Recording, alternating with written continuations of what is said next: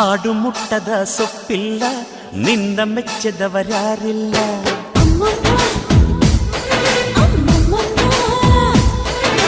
ಜೇನಿಗಿಂತ ಸಿಹಿ ಬೇರಿಲ್ಲ ನಿನ್ನ ಮುದ್ದಿಗಿಂತ ಸಿಹಿ ಬೇಕಿಲ್ಲ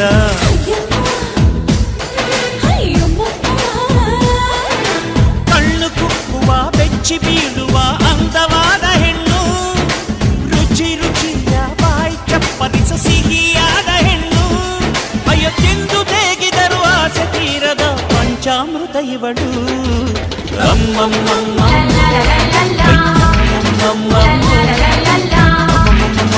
ನಗುತ್ತಾ ನಗುತ್ತಾ ಸಿಂಗಾರಮ್ಮ